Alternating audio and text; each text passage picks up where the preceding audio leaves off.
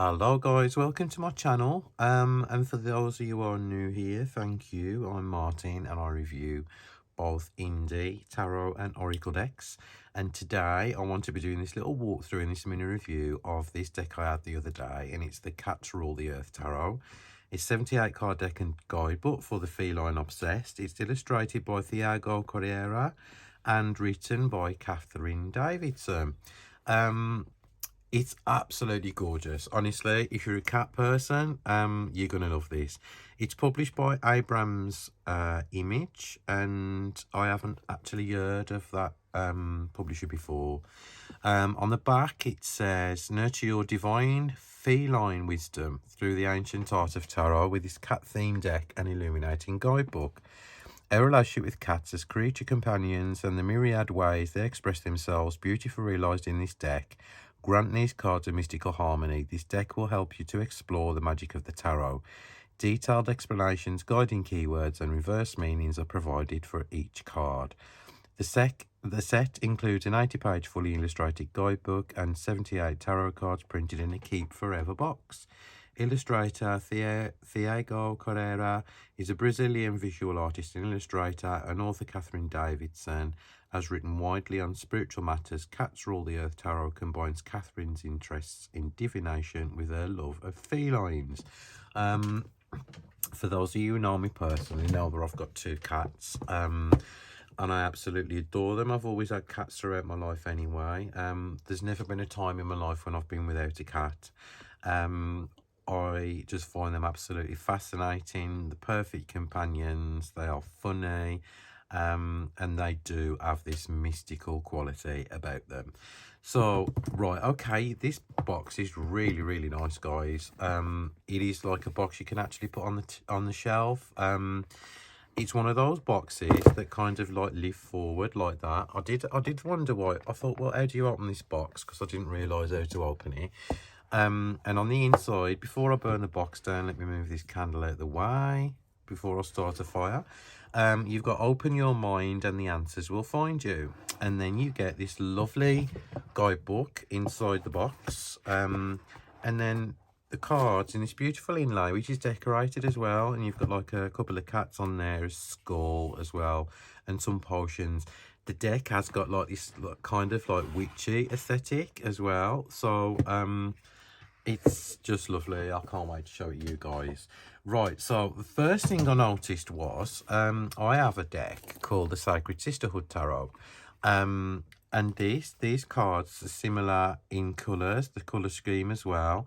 Obviously not exactly the same, but they've kind of that muted kind of vintage vibe. And this is what drew me to it in the first place, obviously, as well as being a cat tarot deck. So the guidebook is all in colour throughout, and it's really lovely. I mean, the production of the quality is really, really nice. You know, for a mass market deck, and especially with these little publishers now, you know, instead of like US Games and Llewellyn, they really do make the effort, and sometimes they're as nice as indie decks like my Sacred Sisterhood and this one. So you've got like a part about cats there, cats and divination, and then this deck. It is almost a complete clone of the Rider-Waite-Smith. So if you're a Rider-Waite-Smith person, then this deck will be absolutely ideal for you. It's a great beginner's deck as well as a more seasoned reader's deck. Because a lot of us are familiar with the Rider-Waite-Smith imagery, we don't have to think too much about what's going in the cards, and it's a deck that's completely readable out the box. So you've got that beautiful illustration of that cat there. How cute is that? And then consulting the tarot. And you've also got getting to know the tarot, the majors, the minors, the numbers as well, which the author has put about the numerology, which I think is really, really important. Making pairings, practicing intuition, and then readings as well. Which I love, absolutely love this disclaimer, which you do not see very, very often, if at all, in tarot books, decks, whatever. And there's a disclaimer here, and it says, take care.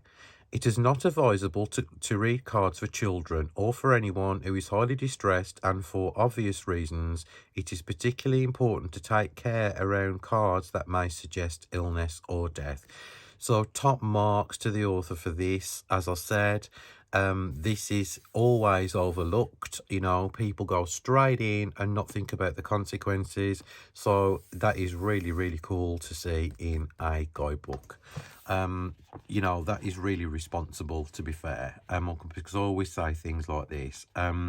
So we've got parts about reading for others, reading truthfully for yourself, reading when calm, keeping it simple, be sensitive, watch your bias. So there's lots of things in here, you know, that you could like use.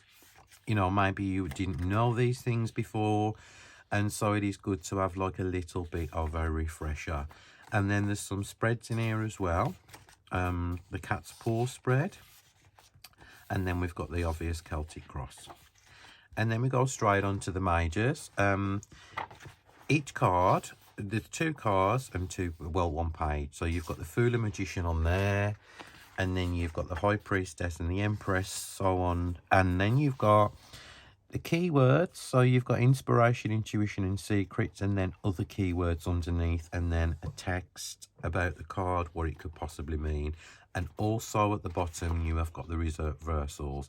And this goes on all throughout the guidebook. So it is a brilliant introduction to tarot, and it's absolutely lovely. So onto the cards now. I love them. I didn't, you know, when I first saw it online, I thought, you know what, I'm not going to get that. It looks a bit too simplified for me, but like working with it's really lovely. It's got such a lovely, gentle energy. And as I said, you know, if you're a Rider-Waite-Smith person and also a cat fanatic, you know, you will love this deck. I do know somebody who will like this deck, and it's Sandra from the Whispering Well.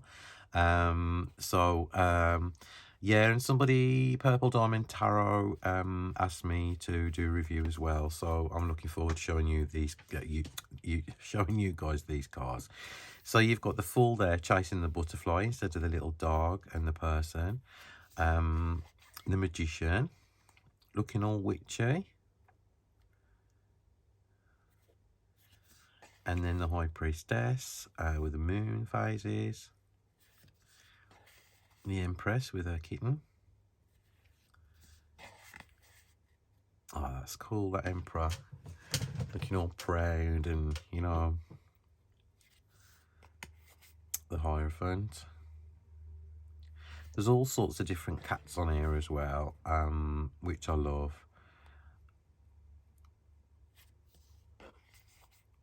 That just melted my heart so much, because I've got a 3-legged cat. And, you know, she's fine. She's completely able. But there is some things that, you know, she does struggle with, especially being 12. She has to have little step-ups and up-ups to get onto windowsills and, you know, onto the bed. And this just melted my heart a bit, you know, seeing this, like, kind of little chariot for the cat. So the cat can move forward. So that is really nice. And then the Strength card. And you got the little mouse there. The Hermit, and we all know cats love boxes. Why do cats love boxes? What is it with cats and boxes? When I have my food delivery come through over Saturday, my one cat just so excited when I empty the boxes. Yeah, it's just amazing. They never get bored of it either. Wheel of Fortune there. And Justice. As you can see, you've got like a lot of the Rider-Waite-Smith imagery in the back. Like the veil on the Justice card. The Hangman. That would have been nice if it was called the Hang Cat, you know. The Death card, I love it. Absolutely love that. Temperance. The Devil. The Tower. The Star. And you can see that the artist kind of got the expression on the cat's face as well, you know, which is really nice. And the Sun. You know what I'm going to say, don't you? No hideous baby. Could have been a kitten, but I'm glad it's just an adult cat basking in the sun rays. Judgment. And the World. So now we're on to the suit of wands. And there's the 2 and the 3 and the 4. Oh, that's lovely. And the 5, another witchy kind of one there as well. And the 6, 7, 8. Oh, look. See, the cat's like lost its eye. 10. Page. I love that. I really, really love that card so much. The Queen. And the King. Now we're on to the Ace. 2, look, sharing a bottle of wine. There's just one card in this deck that I'm not keen on, and I will explain why when I come across the card. 4. As you can see, there's lots of Rider-Waite-Smith imagery, so you know you can still read it as such. It's just like a Rider-Waite-Smith deck, but with people. Start again, Martin. It's like a Rider-Waite-Smith deck, but with cats and not people. Right, 9 of Cups. And then the 10, which is absolutely sweet and adorable. Page. The Knight. This cat likes his wine as well. And the Queen's so lovely. And the King. And then we're on to the Ace. The 2. See, the cat's got scratches on his eyes where obviously been fighting or something. The 3, I love that as well. And the 4. And that cat's got a missing eye.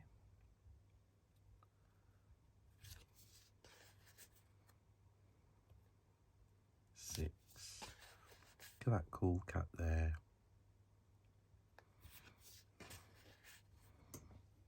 And the 8. That perfectly depicts the 8 of Swords meaning as well. 9. Cat looking all startled on there. And the 10. Page. The Knight. The Queen. And the King.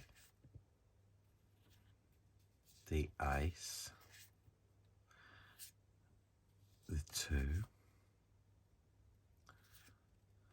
The 3. 4. And the 5. Oh, it's just lovely. 6. And the 7. The 8. This deck's got like kind of autumn vibes, Halloween vibes to it. I don't know why, it just might be the colouring. Oh, there's a Christmas vibe as well. The Christmas tree and the stockings and the cats. And the Page. And the Knight. And the Queen. And the King. Do you know what? I must have been thinking about another deck. It must have been something else I've had, because it's not in here. I don't think so anyway. I can't recall seeing it unless I dreamt it. So I'm not going to be having that conversation now. Never mind. So this is absolutely adorable. It really is. You know, we've got Christmas coming up. It would make, you know, a lovely gift for a cat lover, or maybe suitable for a younger person, you know, somebody who's just starting out in the tarot world. It's just so lovely. And you know, there is some really like lovely decks coming out now, especially mass market as well. I mean, this is super affordable. I think I paid like 15 UK pounds for this, and that's an absolute steal. The backs are lovely. And the cardstock is so nice as well. It's like full on matte, like typical mass market cardstock, you know, not too thin, not too thick. It's just perfect. And it's like a really dull matte as well, so you're not going to get any fingerprints on it. And that's what I love. You know, sometimes you can really bag yourself a bargain. And if you keep a lookout, you know, for the new releases, you'll always find something that you might like. And so thank you so much, guys, for watching. This has been a pleasure to review because I can see it becoming one of my favourite decks. You know what, I'm going to start a fire. You know, that candle is lethal there. Don't ever light candles on your space when you're doing a review, like me, in case you start a fire.